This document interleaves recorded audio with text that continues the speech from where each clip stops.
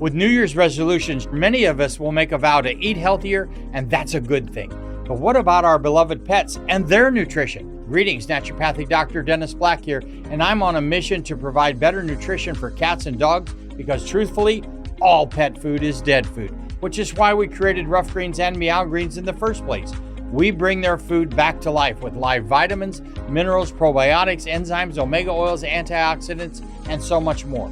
All in a tasty formula that your dog and cat will love. You can improve your pet's coat, digestion, energy, and have less vet bills. Let 2025 bring a new year and a new pet. Get a Jumpstart trial bag, normally $20. Get a 100% discount with promo code BESTFRIEND. You discover the shipping. Go to roughgreens.com, use promo code BESTFRIEND. Bring your pet's food back to life with Rough Greens. So good, your pet will ask for it by name. Did you know that parents rank financial literacy as the #1 most difficult life skill to teach? Meet Greenlight, the debit card and money app for families. With Greenlight, you can send money to kids quickly, set up chores, automate allowance, and keep an eye on your kids' spending with real-time notifications. Kids learn to earn, save, and spend wisely, and parents can rest easy knowing their kids are learning about money with guardrails in place. Try Greenlight risk-free today at greenlight.com/audio. It's the Opperman Report. And now, here is investigator Ed Opperman. Okay, guys, welcome to the Opperman Report. Who am I? I'm your host, blah, blah, blah. This show is basically going out to Patreon members only, and it is the true, one and only, behind-the-scenes story of Mel's Hole from the Art Bell Show. If you ever listened to the Art Bell Show back in the, oh my goodness, the 80s and the 90s, I guess it was the 90s, you know, Art Bell had an AM/FM radio show in the middle of the night, midnight in the desert, and old UFOs and conspiracy theories and ghosts and goblins and all kind of things. Fascinating guy, Art Bell. And his most popular show was the story of Mel's Hole. There was a guy supposedly named Mel, either Walters or Waters. I think it was Mel Waters. And he lived up in Washington State. And there was a hole on his property that his family had seen this hole for years. They lived with this hole on their property. They lived in peace with that harmony with this hole. And so, they used to throw their trash down the hole, And, he decided, well, let me measure this hole. Let's see how deep the hole is. And he had like 6,700 feet of twine or wire or something like that he lowered down into the hole, and it still wasn't to the bottom of the hole. So it was like a bottomless hole, allegedly, on the bottom of his property there. And then he even went on to say that, his dog was sick, and his dog went to sleep by the hole, and then the dog, was better. It was healed. The hole healed my dog. And then it got crazy, and he called in to Art Bell. And I know the whole story behind the scenes with this. Of course. Who else knows? And then, the story started getting bigger and bigger. And, look, if you look on Google Maps, and this is even before they had Google Maps, the location where Mel's Hole is covered on Google's Maps. You can't see it. And then the military came in the next day and cordoned off that whole property. And the local Indian guide, who was a friend of Mel's.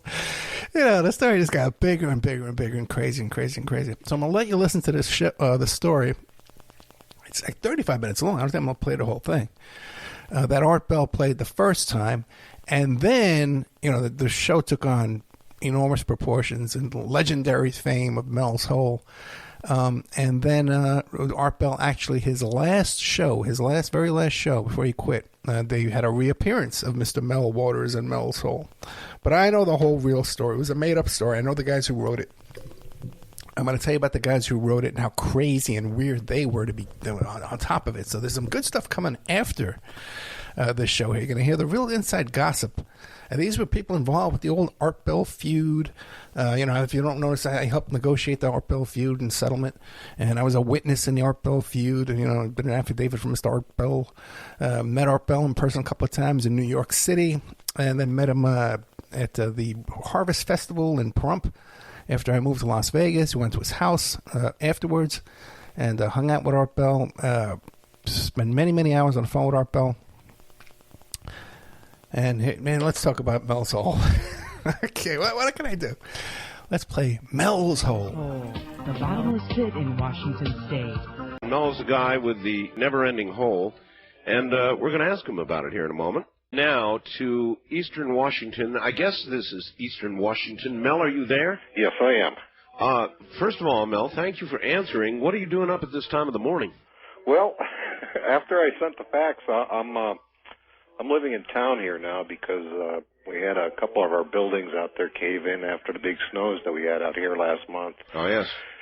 And so thereby goes some of the construction debris into the hole. So. All right. When did you discover this hole? Well, the hole has always been there. We've been out there for a couple of years now, and the hole has been there since we've been there. It's been there since the previous owner was there, and the previous owner there was quite elderly, and I'd say he was there for a good 30, 40 years before we moved in. Wow. And then and so there's been a thing of throwing stuff down this hole for a long time. It's been going on, for as long as the hole has been there, I assume. When nobody knows that, I guess. All right.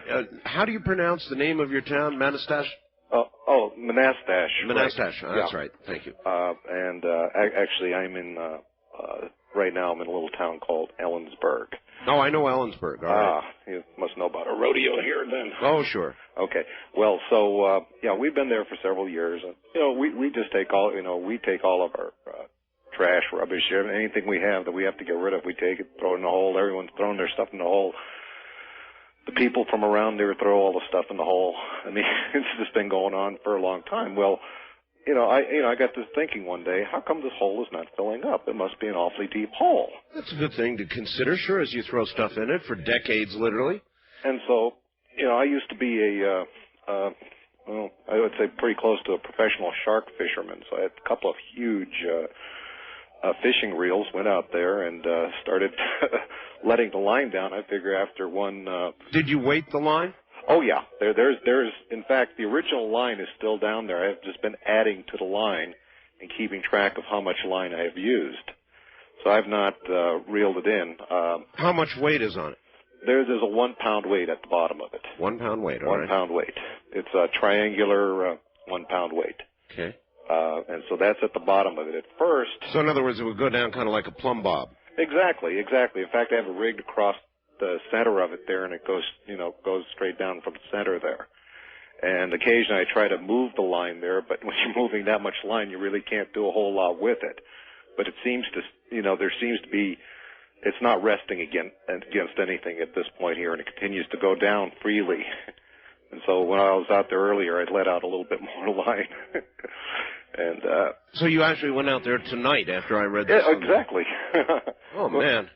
Well, it's not too bad out here right now. It's only about 25 degrees, so it's not too cold. Have you ever heard anything coming from any sounds or anything?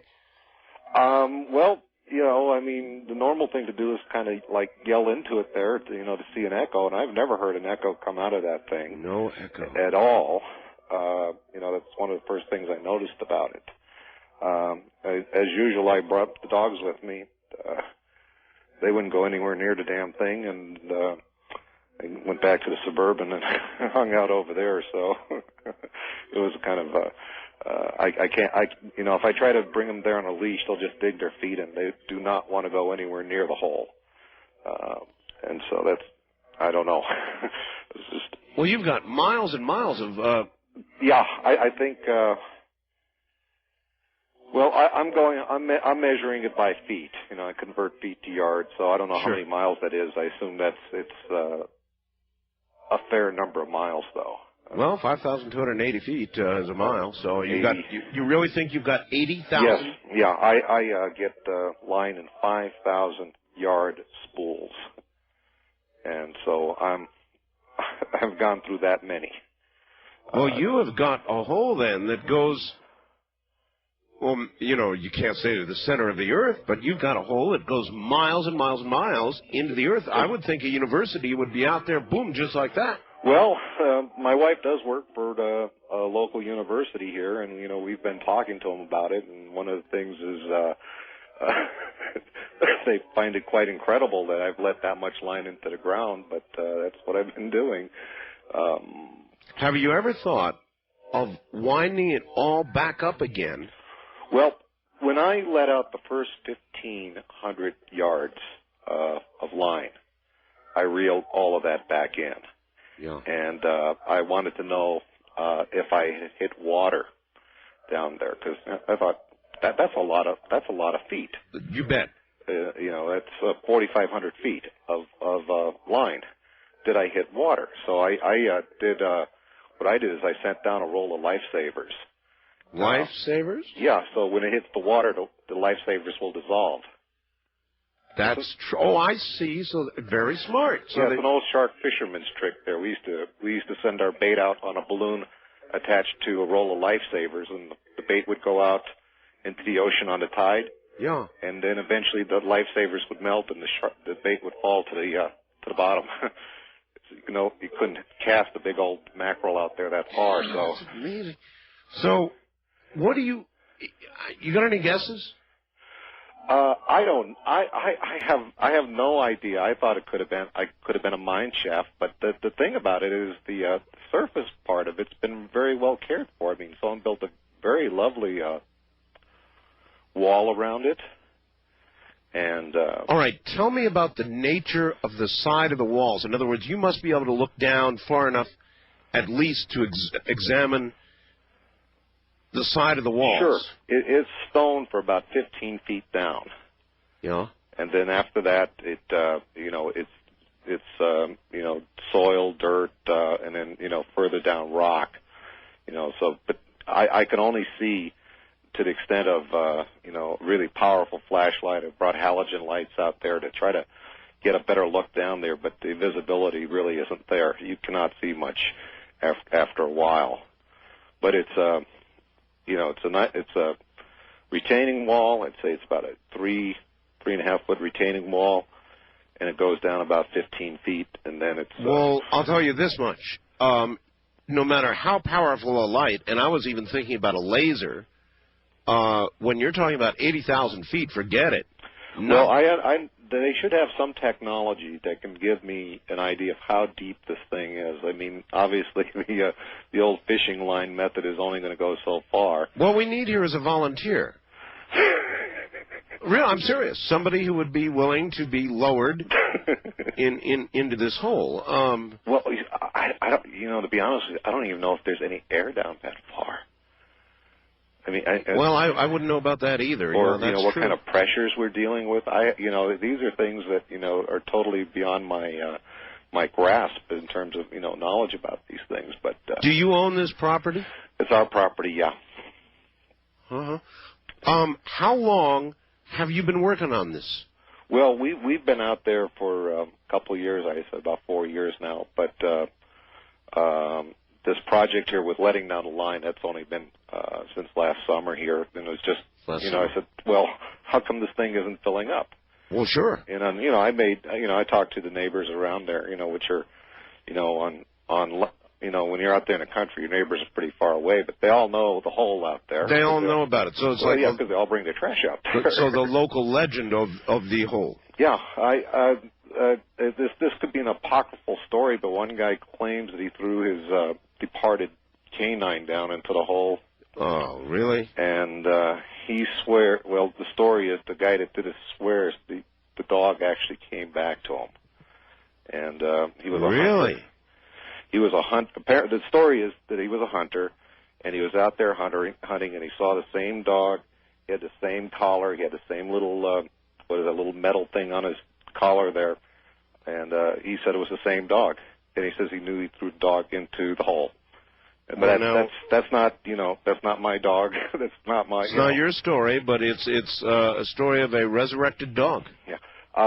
This is as you can well imagine, this is all Native American land around here, and so one of the lines of inquiries I'd like to make is is there anything about this hole in regards to the Native Americans? that's something I haven't really pursued right now. But if you had a fatal disease, Mel, yeah, would you jump in the hole? I would. You would? It's based on the dog story? It is in my will.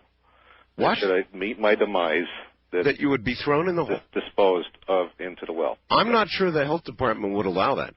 Well, one of the things that I thought about later on is, what if this is like contaminating our water, And, we've had, I'm sure you do this out there in Pahrump, too. Well, you have your water checked all the time. Well, yeah, no personal offense to you, Mel, but if there was a possible contamination problem, I'm sure you're a clean guy. Yeah. But, as you deteriorated, you would possibly produce E. coli or something horrible in the local water supply. Well, again, so far it hasn't. If you weren't resurrected. I mean, the water around that area is absolutely pure water. It is, And so nothing thrown down, all the old junk and trash, and nothing has polluted the water. No, I can't speak for everything that's been thrown down there, but none of that has been showing up in the water that people. With New Year's resolutions, many of us will make a vow to eat healthier, and that's a good thing. But what about our beloved pets and their nutrition? Greetings, naturopathic Dr. Dennis Black here, and I'm on a mission to provide better nutrition for cats and dogs because, truthfully, all pet food is dead food, which is why we created Rough Greens and Meow Greens in the first place. We bring their food back to life with live vitamins, minerals, probiotics, enzymes, omega oils, antioxidants, and so much more. All in a tasty formula that your dog and cat will love. You can improve your pet's coat, digestion, energy, and have less vet bills. Let 2025 bring a new year and a new pet. Get a Jumpstart trial bag, normally $20. Get a 100% discount with promo code BESTFRIEND. You just cover the shipping. Go to roughgreens.com, use promo code BESTFRIEND. Bring your pet's food back to life with Rough Greens. So good, your pet will ask for it by name. Draw from their wells. I mean, the water's as clean as it's ever been out there. I think we get water that comes off the Cascades or something. Yeah. It's just really great. It's really wonderful water. Mel, you wouldn't be pulling my leg. No, I'm not. And I'm one of the reasons that I went out to the property tonight, other than it just, it's something that weighs heavily on my mind. I was afraid that after I sent the fax out, that there would be people around there because it's... Well, there may be, but we have not identified specifically where it is. Well, there aren't, as far as I could tell, too many big holes like that around, and so at least the people in my neck of the woods are familiar with it, and I kind of almost expected to see a small party of people. Well, there may be. Now, I mean, come daylight, there may be. But remember, folks, this is private property. This is Mel's home. It is posted, too. Oh, it is. All right. Well, there you are. So without knowing exactly where it is, I wouldn't look for that to occur, but there is going to be substantial curiosity about it now, Mel. Well, I think I've, let you know as much as I know about it. I certainly want to find out more. I'm mostly curious. I was mostly curious about the depth of it. I mean, how deep is the deepest hole anyone has ever found? Well, I've never heard of anything deeper than this. I thought maybe this would be like Guinness World Book of Records type hole here. And as far as things I thought it would be like. Could have been like an old mine. Well, now, here's a couple things to think about. I've heard as you go down into the earth, Mel, that it gets hotter. Ooh. Right? So you would think that your fishing line with a weight on it at some point would melt or, something, but there's still weight on it, huh? Yeah. The line is not moving freely. I mean, it still falls under its own weight. Oh, that's amazing. Let's let some of the audience ask you questions. Okay, I think I can do that. All right, because I just might be missing something. Wildcard line, you're on the air with Mel. Hello. Hi, Art. This is Dave in Milwaukee. Hi, Dave. Hey, I was listening to this. Very interesting. Yeah, it is. I just wanted to let you know, I looked up an encyclopedia, and the Marianas Trench, which is the deepest hole we know about. That's in the ocean, right? Right. It's 36,000 feet deep. So this is certainly over double that already. Right. And it also says under mining that with current technology, we can only go down about 1,600 feet. Wow. That's great. That is great. So you've got something here that already qualifies for Guinness. That is wonderful. Yep. Oh, So, gosh, yeah, I like that. That's great. Did you said 1,600 feet? That's what they said, yeah. 1,640 feet, it says, with current technology is about as deep. Wow. All right. Thank you very much for that information. So already we now learn that you may have a Guinness qualifying hole there, no question about it. Gee. But I want to know, inquiring minds want to know, I would think even if we just had somebody lowered past the 1,600-foot mark to see what's down there. That would be cool, but it wouldn't be me. You wouldn't do it? I wouldn't go down and no. At least not while you're still alive. No, then I will, but I mean, for the time being, no. I understand. All right, east of the Rockies, you're on the air with Mel. What if the rope broke? Yeah. Well, that's true. Mel? Yeah, hi. Where are you calling from, sir? I'm in Austin, Texas. Austin, Texas, all right. Yeah, you mentioned earlier that you would like somebody to be lowered down into the hole. That's right. I would be willing to do that. See, there you go, sir, a volunteer. We've got a volunteer. Yeah, I mean, obviously under certain conditions. Like what? Just a cage, for one. A cage? Yeah, just in the event that there's some kind of weird subterranean thing eating all of this garbage down there. Obviously, I would want to be in some kind of a cage. Well, what makes you think, though, that anything that could gobble up, say, a refrigerator...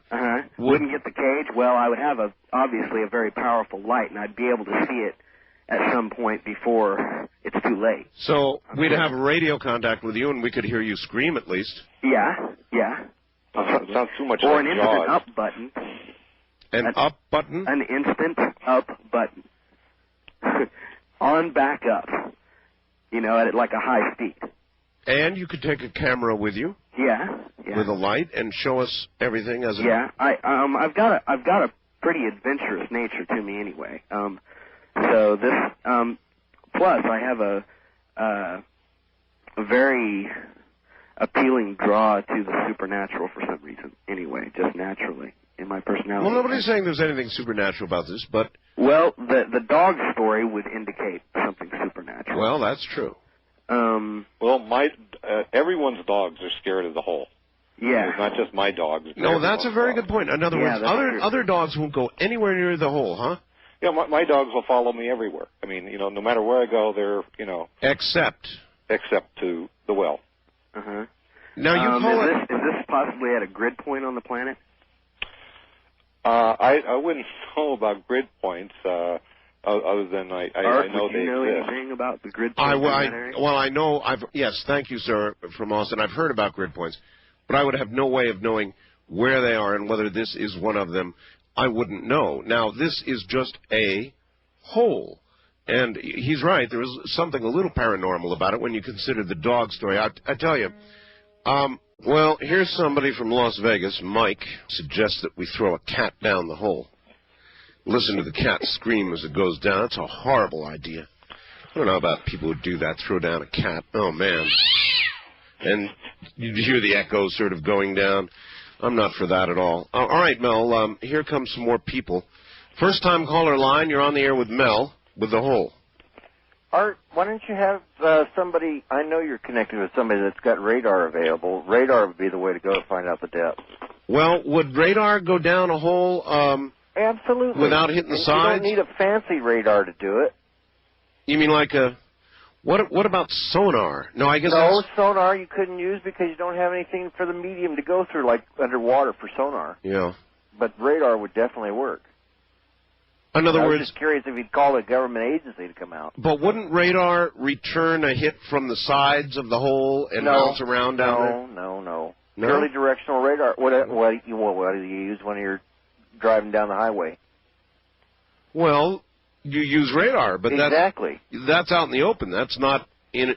I don't know enough about radar to know if that would work, but it's a good idea. Well, I've used it for years, but that's a way to try it. All right, that's. How about a cop's radar? I'm not sure if they'll return an echo off of that. possible. All right. It Well, would tell you how fast the hole was going, wouldn't it? Yeah. Tell you how fast. Cute, Mel. Wild card line. You're on the air with Mel. Hello. This is pretty funny. Good evening, Mel. Hi. My name is Barry. I'm just hop, skipping, and jumping away from you down here in Yakima. All right. And I'm awful surprised I haven't heard of this before now. Well, now, Mel hasn't made this public as far as I know. Have you, Mel? No, it's just on my land. I see. So my neighbors know about it. Well, I mean, wait. This is the first public announcement of the hole? As far as I know, there's no newspaper accounts of it, not in the Daily Record or in the well, there will be the now. Herald. There will be now. Well, as usual, you've heard it here first, folks, on our bill. Before I get serious, I just wanted to kind of lighten things up here and ask if you'd considered making a contract with the refuse collection department from Yakima County. You could probably make a killing on that. I read an article in the paper how they wanted to close down our local dump out here, and I almost seriously suggested. Listen, here's another possibility for you. Do you know that I live near an area where there's supposed to be a high-level nuclear dump? Now, if this is really, in effect, a bottomless pit, whoa, you may have something that the U.S. government wants. So I could, rent this thing out. You're damn right. And move away as quick as possible. Well, anyways, I wanted to mention here, we've got many mediums of technology, and the gentleman who suggested radar, I think, was onto something. Mm-hmm. Say for instance that Guinness came out and was going to, they're pretty thorough with their investigation before they're going to print you. Yeah, that's but true. anyways, maybe the way to go is to have someone lower in a sensors package, which is something that measures for noxious gases, temperature, and I'm sure they could focus a radar, probably pencil thin, and just hook it up to a endless supply of cable and lower it down. That'd be awful interesting. Look, I'd be interested, even if we don't get a hold of the guy from Austin, to lower a camera and a light down. When I was out there this evening, it's kind of a sort of a full moon out there, and one of the things that occurred to me is maybe this has some sort of astronomical type thing. What do you mean, Mel? Well, it's like how the various pyramids and things in Egypt, are supposed to be lined up on various star systems or whatever. Well, was it a thing like where the moonlight was shining into the hole? Well, no, but I just happened to notice the full moon, and all of a sudden it just sort of put two and two together there. You've never felt drawn to the hole personally, have you? I mean, in terms of, you mean in terms of some sort of spiritual involvement, or no, suicide? No, suicide. No. I mean, I keep the lid on it there because it's an attractive nuisance. You don't want local kids there climbing on the wall and falling in. There's actually no way of knowing whether people have gone in, because they'd be gone. Not in my down with a refrigerator. Again, if I can find out something from the local Native Americans on, maybe with some sort of burial thing, or, I mean. And you can drop a big rock, and you can hear it going down, probably bouncing off the walls or something, but you never hear a splash. You never hear a splash. I've even taken old television tubes, the picture tubes, and. You've dropped picture tubes down there? Yeah, I've dropped. I hate to say this here, but I've dropped more than one of them down there, and I've never heard it implode or anything. Nothing. EPA, you probably shouldn't say that on the air. Well, they'll come and get you for that. I mean, TV tubes. Well, it is my. It's your own property, I know, but these days, Mel, doesn't make any difference. I mean, tomorrow morning you'll be able to wake up and there'll be tanks in Boutros Ghali will be there. That's true. All right, east of the Rockies, you're on the air with Mel. Hi. WKXY, Sarasota. Sarasota, Florida, yes. Let me say, let's throw Mike from Las Vegas down the hole. Really? Okay? Yeah. Okay, he's the cat. Okay. I do have a question for Mel. You're a fisherman, right? Yeah. Okay. Have you ever felt a tug on the line, and if you did, what would you do? Well, I don't have a hook on it. There's just a large, there's a 1 pound weight. Yeah, but she's saying if something obviously was pulling on that line. What would I do? Yeah. What you do? I'd run. Yeah. I'd seal that damn thing up, and I'd never get near it again. Yeah, I'd put the lid down on it at that point there and say, that's it, the dump is closed. And at any point, did you ever pull up the weight and look at it? Yeah, I asked that too. The first series of letting down line, when I got about 4,500 feet down there, I had a roll of lifesavers down on the bottom to determine if there was any water down there. And of course, if there was water, the lifesavers would melt. I didn't do that. But since that time, I've let the line continuously go down. I've just spliced on to the end of the line and continued. Yeah, just trying to find out where the bottom is. Yeah, that was my main question. It's like, how deep is this thing? Where does it go? Well, it goes into the earth, but how far does it go before it'll stop? All right, thank you, ma'am. I think that a light and a video camera. I mean, Mel, you could have a special as you got down past, what did they say was the deepest hole, 1,600 feet? 1,600 feet. As you got down past 1,600 feet, you'd have a network special on your hands, Mel. That would be good. I'm thinking about putting up a web page on it there if I can get one of those. What's his name? Rivera would come. and they'd lower him into the hole. Only if we were all lucky. West of the Rockies, you're on the air with Mel. Hello. Yeah, this is Terry from Bremerton. Hello, Terry. Oh, you're up in Washington again, yeah. You're right. Well, I was wondering about how much does 15 miles of fishing line weigh? I have no idea. I'm just letting that sucker go down. I have not reeled what if it in. you've already hit the bottom and you got a pound of fishing line on it? That's right. Letting it down. Yeah, I already should hit the bottom. I should weigh one of those spools because I'm getting them in 5,000 yard spools. Yeah. And so I should weigh a spool and sort of deduct the cost of the spool itself and see what that would add up to in terms of how much that weighs. Miles. So in other words, it could have hit bottom some time ago, and simply the pure weight of the line. Right. It doesn't feel like it is reached bottom there. There's no slack in the line. But even so, well, there might not be with that much weight. But even if that's true, caller, think about it. He's still got the deepest hole ever heard of in the world. Yeah, he does. But the weight of the line would keep pulling the line down. Yeah. But there would be so much line down there by then. But what pound test line is it? I'm using 20 pound. I couldn't pounds. afford to go much higher. Do you think you have 20 pounds of line on it already? Pardon me? Do you think you have 20 pounds of line in the hole already? I'm sure there's more line than that. It would break by then. We're talking how many? There must be a lot of tension. I have about 20 spools of line. A lot of tension on that. Yeah. 20 spools of line on there. Wow. And it's still hanging on there. That weight continues to go down. I don't know if there's a way of weighing that thing, as it is. Yeah, I was just interested in how much the line would weigh itself. I could probably do that. Get one of those hanging scales. Sure. And the spring operating stuff, and just sort of knot it off up there. Yeah, why not? It's worth a try. And the other thing that's worth a try, I suppose, although you'd be cranking for a long time, would be to crank it back up again. Well, no, I could just weigh like one spool of line and multiply it. I think I'm up to about like 18 spools of line right now. So, it wouldn't be too hard to get a weight on it. All right. You'll report back to us on that?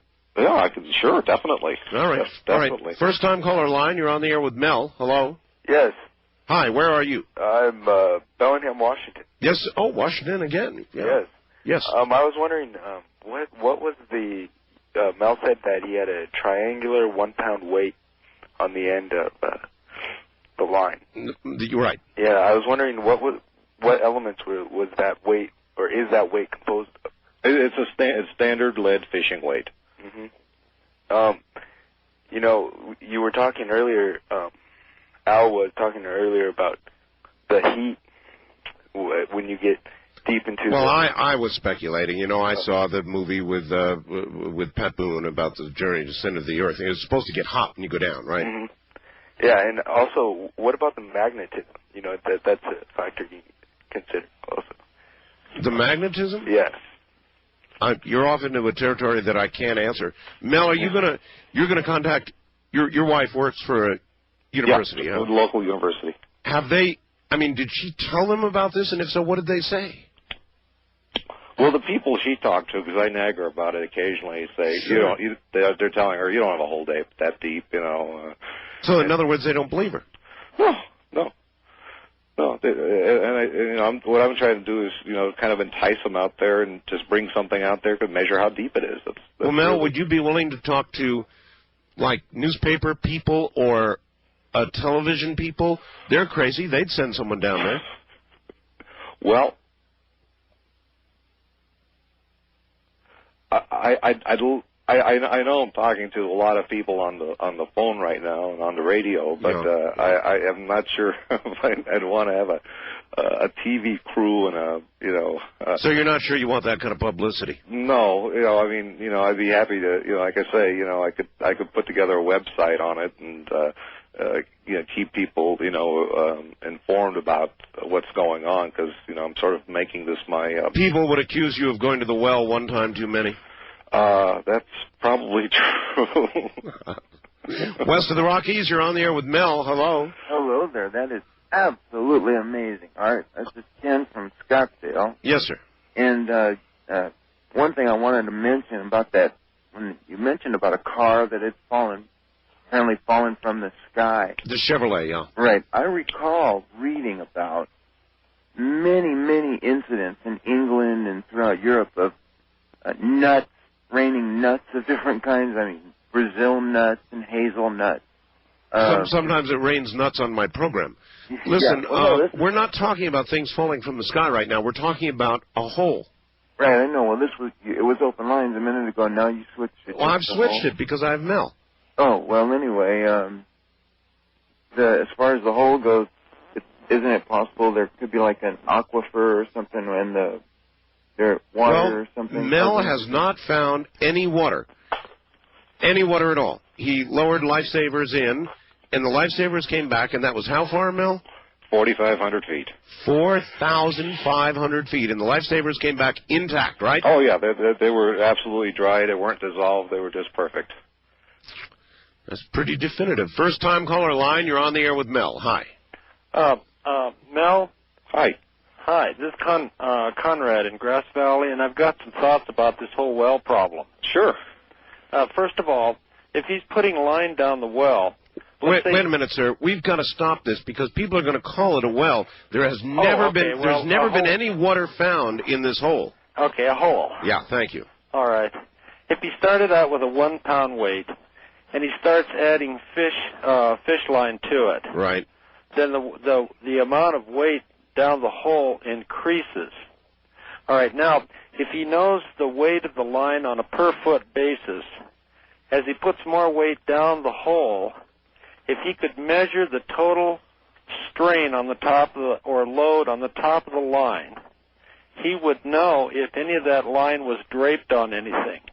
See, the thing is, once he gets a fair amount of line down there, that's a good point. The 1-pound weight on the end is insignificant. And he wouldn't even. It could be hung up on something or laying on the bottom or something, and he would never know it. Yeah, but he put lifesavers down 4,500 feet.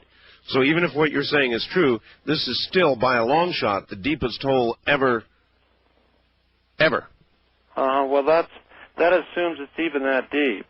The one thought that you had that I thought was very valid was the temperature as you go farther down into the ground. Well, that's what I think that's right, isn't it? Oh yes, of course. By the time it's down 4,000 feet in the ground, where the temperature would probably be well over 100 degrees Fahrenheit. If the 100. Well, the monofilament and the lead would certainly survive 100 degrees just fine. You're probably right. That is interesting. Mel, I say that we got to put a person down there, a volunteer. Not a cat. No, not No a cat. cats. No cats. But a person, maybe like a media person. One of these anchors from maybe one of the Seattle Como stations or something. Lower them down. Oh boy. Again, I'm intrigued. Again, I've been running line down there for quite a while, and I don't think I've hit bottom. The weight seems to be hanging plumb over there, and like I say, we've been throwing things down there for a long time, and this hole has not filled up. I don't know. Maybe it's getting incinerated down there. I don't know. All right, and you would swear on all that is sacred to you that what you have told us is the absolute, unadulterated truth.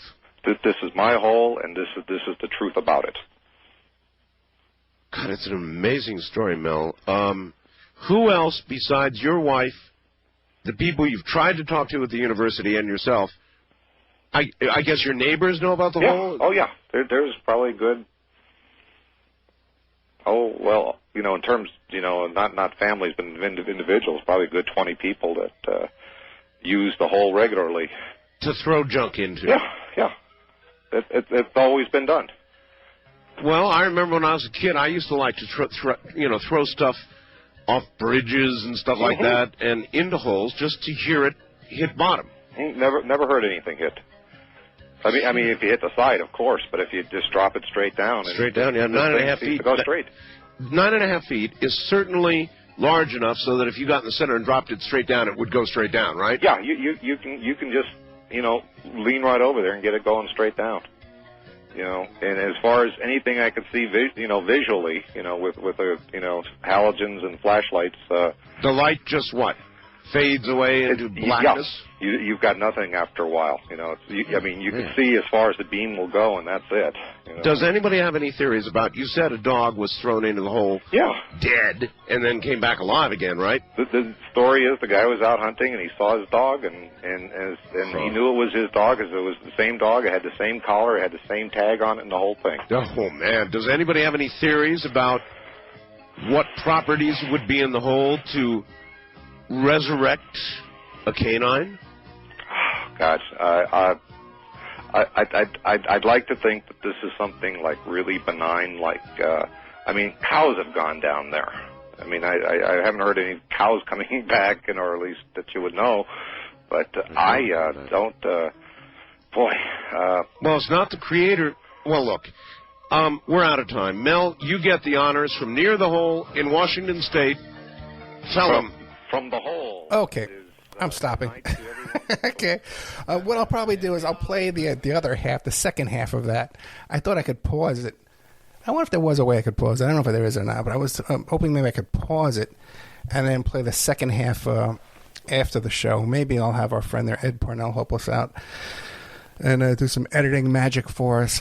Okay, what's the story of Mel's hole and a whole bunch here? Here's what's going on.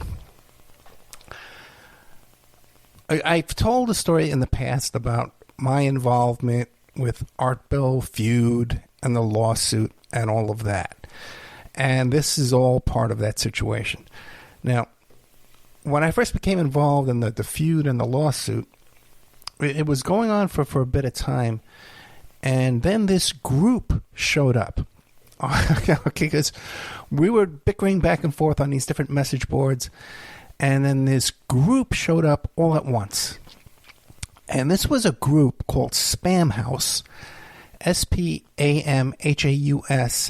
And they had run these alt Usenet groups called Art Bell. And they were really fascinated with Art Bell's trailer because he lived in a trailer in Pahrump, which is a very nice home. It was a trailer home, double wide trailer home in Pahrump. Very nice neighborhood, cul-de-sac. But they used to call it an Airstream trailer. They were trying to say that Art Bell lived in an Airstream trailer. By the way, I got to take my hat off to Art Bell, man. He went on there for 35 minutes, made that thing so interesting. The story's not that interesting when you listen back to it. The stupid whole story. I was never fascinated with it at the time, but this thing was huge, man. People love this freaking story. And Art thought it was the biggest story, too, that he would have it back on his last show. So this group, Spam House, shows up, and they were obsessed with Bell and Ramona and stalking Bell in this bizarre online parody, they would call it. And they would make these parody pictures and these parody websites about Bell and his wife Ramona. And they also, when they showed up, they said, "Oh my goodness, what's going on here? There's a controversy about Art Bell that we're not involved in, that we're not running, that we're not trolling. We're not trolling Art Bell here, and there's somebody else complaining about Bell. This is our turf." And they came swooping in with furious anger, like the scene in Pulp Fiction. Okay. And there was this one character in this bunch. He used the screen name Fellini 8.5. Okay, and I know his real name. I know who this guy is. I got his real. Maybe I'll tell his real name. Maybe I won't. He's a real weird guy. And he was like the most offended that someone else would be stalking and trolling Art Bell rather than he and his friends. That this was their domain to be doing this. So one of the things he bragged about, and also too, this group, Spam House and Fellini and his friends, they were very cruel online trolls. And there was this woman who had a son who was, I forget what he had. It was, we talk about it now, like Asperger's or what are those things? Not ADHD, but Asperger's. What's the other one? Autism, right? So he was on the spectrum for that kind of stuff, and they used to call him her tard son. And they were just brutally cruel to this woman.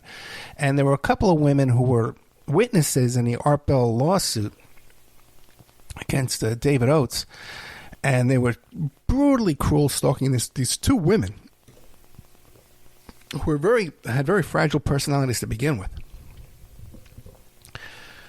So I was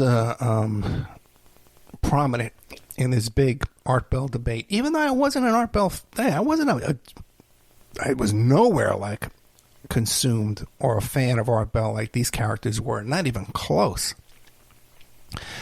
I had just stumbled upon this debate one day when my bathroom was being remodeled. Okay, I had some contractors over in my home remodeling my bathroom, and so I couldn't shower, I couldn't go out, I couldn't really do anything. So I was like cooped up for a couple of days, and I was, twirling around. I was surfing around online, and I found this debate. There was a link to it on the Art Bell website, and I went there to check it out, and I made a couple of comments, and everyone thought that I was Art Bell. They thought that I was Art Bell posting undercover because I had an AOL IP address, so they assumed right away that I was Art Bell. And I just debated with everybody all night long and all day long, I think that's around the time that I was trying out that Provigil for the first time. Okay, and I think that gave me a little extra focus and attention to this little debate here. But I remember showing my wife and showing her the message board and saying, "Look, look at all these people, and I'm debating all these people at once, and I'm kicking all their little asses all at once, So the one who was the most offended with this was this fellow Fellini, who was bitterly upset with me that I was getting all this attention, personal attention from Art Bell and personal attention from David Oates and these people involved in the feud. And here he had invested all this time and all these years into trolling Bell and making these memes and these pictures of trailers and double wides and Gulf Streams, and he was just became obsessed with me. And he would write these things. I would mostly ignore him. Especially at first, I didn't know who this guy was. I dismissed him. This guy, because he wasn't like a regular debater in our group, so he wasn't anybody to be considered, And he would write these things. Ed, they thought my name was Observer. No one knew my name was Ed till later on. He goes, "It's you and me, mano y mano, man against man, you and me. Let's debate. Let's face up." I'm like, "Who are you? Why would I even care?" So it turns out he started bragging about how he had written Mel's Hole. Okay, so fine, you wrote Mel's Hole. Okay, big deal. I don't know how much. So that whole thing you heard there was scripted. The whole the character of Mel Waters is a scripted character. The story was scripted. I don't know how many of the phone calls were scripted as well. I'm sure some were. Even myself, when I used to do radio on WBAI back in New York City back in 1979. That's how old I am, guys. I would call in. I would be a caller. But it would kind of be like scripted in advance. They would know I was calling in. I would be calling in with little bits that I had prepared and stuff like that. They had a special phone number to call into. I had special equipment to call in with. So I believe this is possible that that's what went on with Art Bell and this group, right? Now, when I met Art in person, because I think things were really, when I met him in person in New York, he had come for a book signing with Whitley Strieber. And I think things at the time were really heating up with Spam House, and I could see that they were being abusive toward him and stuff like that, and I was helping him out with other matters. And I said, well, what about these Spam House guys? And he says, I'm not going to sue Spam House too. I'm not going to sue them also as well, And then this other guy was always going on and on about how he had written Mel's Hole and he was the writer of Mel's Hole. So later on, when it came more public, and I was publicly negotiating the settlement, and I had done a witness statement, I had made an affidavit of my experience in this whole thing, and how one of the defendants had told me that they were planning to take the summary judgment and then declare bankruptcy afterwards. And you can't create a debt and declare bankruptcy later. That's against the law. You can't do that. So when I put that in an affidavit, then they had to settle. That I was told that. Around this time, one day, I get a knock at my door. And this is in Henderson, Nevada. I had this beautiful house on the golf course down there. And this guy knocks on my door, and he says, "Oh, I'm here to meet the real estate agent. Can I come in and use your phone?" And I says, "No, there's no real estate agent here. There's no real estate agent here, nothing like that." And I look at his car, and he had like a landscaping truck, like a pickup truck with landscaping equipment in the back. Maybe there wasn't landscaping equipment in the back, but it was definitely a landscaping type truck. Okay? Like this wasn't the kind of truck you would drive from California all the way. This guy was in Santa Maria, California, like Northern California. This was like a 9-hour drive. This guy to drive to my place, knock on my door, to see what I looked like, and then turn around and drive back. So I tricked him. I says, "Okay, listen, you can't come in, but I'll go get my phone. You can use my phone." So he made believe he dialed my phone, but then when I went inside later on, I hit redial, so he didn't make any phone call. He was pretending, so I knew. I'm not stupid. I knew something was up. I saw he had a California plate. So that was the guy. That was this guy, Fellini. This guy was so obsessed. I've always had this thing with these online stalkers, man. I don't know what it is. I was doing no radio, no voice, no nothing.